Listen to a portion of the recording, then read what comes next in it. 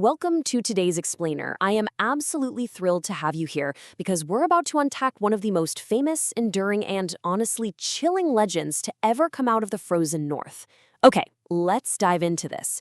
We're traveling all the way back to the unforgiving winter of 1930, dropping right into a remote, isolated region of the Canadian Arctic.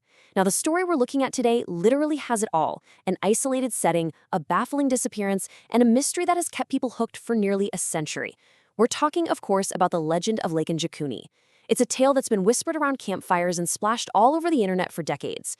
But, as you'll see, the line between historical fact and sensationalized folklore is, well, it's kind of blurry. So grab a warm drink because things are about to get very cold and very mysterious.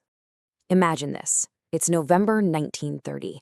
You're out in the Canadian wilderness, which is just incredibly vast, covered in thick ice, and plunged into freezing temperatures that most of us honestly can't even comprehend. Now picture a small Inuit settlement sitting right on the rocky shores of a lake, miles and miles away from any major civilization.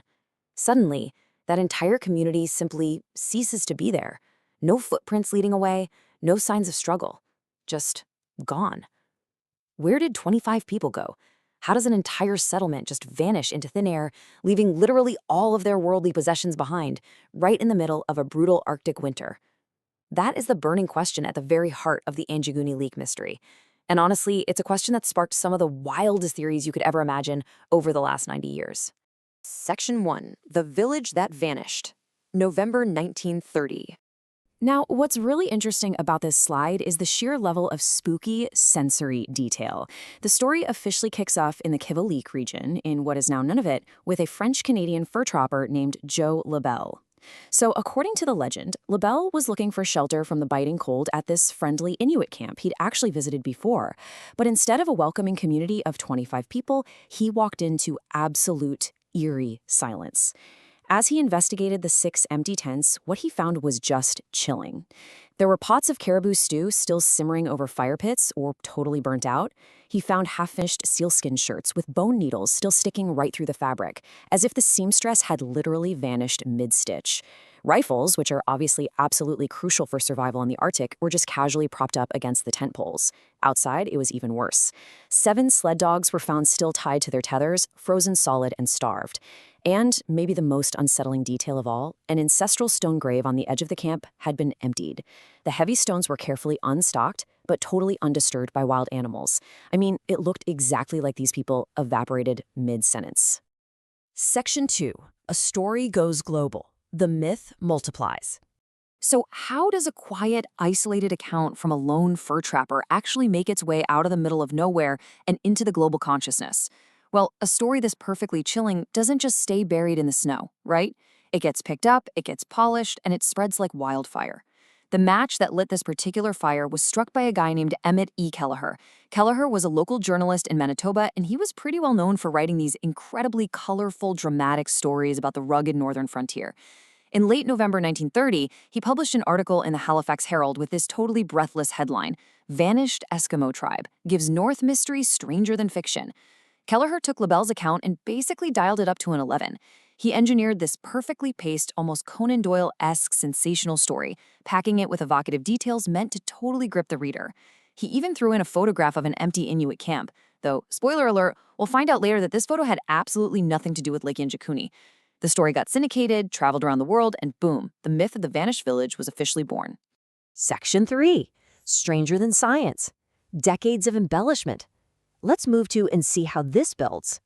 This legend really turned into a massive snowball, rolling downhill, picking up crazier and crazier details along the way. Looking at the timeline of how this evolved is basically a masterclass in how folklore is manufactured. Okay, so in 1930, we have Kelleher's sensationalized, but, still somewhat grounded newspaper article. The very next year, in 1931, the Royal Canadian Mounted Police, the RCMP, actually filed an official investigation report, which we're going to dig into in just a second. But the real turning point, that hits in 1959. An American paranormal broadcaster and author named Frank Edwards publishes a wildly popular book called Stranger Than Science, and Edwards took the Anjikuni story and injected it with pure science fiction. He claimed the whole disappearance happened in a single night. He introduced reports of strange, blue UFO lights hovering over the lake. Later on, other authors even started adding details about alien abductions and missing organs from the empty graves. So we went from a curious abandoned camp to a full-blown extraterrestrial mass abduction. No way, right? And the crazy inflation of the myth didn't just stop at the supernatural stuff. It applied to the population of the village itself. Think back to Labelle's original claim. He said he expected to see about 25 people living in maybe 6 tents. But as the story was retold and repackaged by paranormal authors wanting to up the dramatic stakes, those casualty figures skyrocketed. The number of missing people jumped from 25 to 30, then to 100, then to over 1,000. To put that into perspective, in some of the most exaggerated retellings floating around the internet today, you'll read that a massive, bustling metropolis of over 2,000 indigenous people vanished into thin air. It is a ridiculous, literally impossible escalation that completely defies all logic of how people actually lived in that subarctic environment. Section 4, the RCMP investigation. The record scratch. All right, time for a sudden narrative record scratch, because while the media was busy cooking up a science fiction masterpiece, the Royal Canadian Mounted Police were out there doing actual police work. They heard the rumors, they read the newspaper articles, and they decided to launch a formal investigation to figure out exactly what happened to this supposedly doomed village. So, the crucial point is, in January 1931, Sergeant Joseph Nelson, who was stationed at the RCMP detachment in Churchill, filed his official internal report after weeks of investigating. And his conclusion was absolutely devastating to the myth.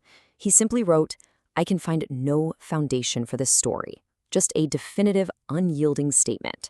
The RCMP didn't find aliens, they didn't find a cursed village, and they definitely didn't find a mystery. They found a hoax." Nelson's record completely shattered the entire foundation of Kelleher's sensational article, proving that sometimes, the most mundane explanation is actually the correct one. Let's methodically break down exactly what the RCMP investigation uncovered, because they really did their homework here. First off, they looked right at our star witness, Joe Labelle. It turned out Labelle had literally just taken out his very first trapping license that season. He was definitely not the seasoned, veteran explorer of the region that the article made him out to be. Second, they looked at the journalist, Emmett Kelleher, and noted his well-known reputation for writing highly imaginative, colorful stories just to sell papers. Third, that spooky photograph published with the article? Well, Sergeant Nelson proved it was just a generic stock photo from a completely different region taken way back in 1909, over 20 years before this incident supposedly even happened. And finally, by cross-referencing their own patrol records and talking directly with Hudson's Bay Company traders, the RCMP confirmed that a permanent, year-round village of 30 people, let alone 2,000, simply never existed at that specific spot on Lake Anjikuni. There was absolutely zero corroborating physical evidence. The whole shebang was just made up. Section 5. The true Inuit reality. Caribou Inuit seasonal migration. Now we're going to pivot away from the fabricated mystery and look at the actual documented anthropological history of the Caribou Inuit in the Kvalik region. Because you see, the real tragedy of the Anjikuni Lake legend is that it completely overwrites the genuine, complex, and frankly brilliant survival strategies of the indigenous peoples who actually lived there.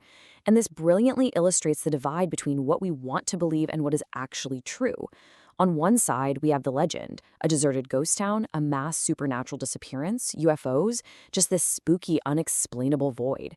But on the other side, we have the documented reality, an ordinary Puddler-Mute autumn camp that was temporarily left behind as part of a totally normal, completely predictable seasonal migration following the caribou herds. The camp wasn't abandoned in some wild panic, it was simply left in a state of pause. By constantly contrasting these sensationalized UFO claims against the perfectly normal reality of seasonal indigenous camps, we can really see how a basic misunderstanding of nomadic lifeways gave birth to an absolute monster of a myth. Let's talk about those specific clues that made the camp look so eerie to an outsider. I mean, why were there half-finished shirts? Why were there heavy pots and rifles just left behind? Well, the logic is actually quite simple and highly practical.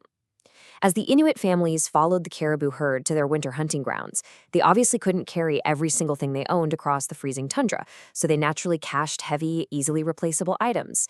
Things like extra parkas, large cooking pots, bone needles, and even older, heavier rifles. They left these things behind securely at the autumn camp, fully intending to come right back and use them the following year. It wasn't a sudden panic. It wasn't a supernatural rapture. It was a well-thought-out, deeply practical caching of heavy gear by people who knew exactly how to survive in literally one of the harshest environments on Earth. And those dogs that sadly froze, they were likely just strays or sick animals that had to be left behind, which, while obviously tragic, is definitely not evidence of an alien abduction. So, as we wrap up today's explainer, I want to leave you with a thought-provoking question to really ponder. Why do we, as a society, so strongly prefer a manufactured monster story, complete with UFOs, ghosts, and vanished thousands, over the quiet, profound reality of true indigenous history? The Anjikuni Lake legend has stuck around for 90 years, despite multiple official debunkings. It survives because it serves a cultural function for us. It provides a thrilling mystery for dark tourism and sensationalist media. But in doing so, it totally erases the real, documented history of the Caribou Inuit. It ignores their survival, their migrations, and the genuine everyday challenges they faced. At the end of the day, the lake is just water. The real catastrophe is the fabricated story we chose to tell instead. Thank you so much for joining me on this deep dive. Stay curious, keep questioning the legends, and I will see you in the next explainer.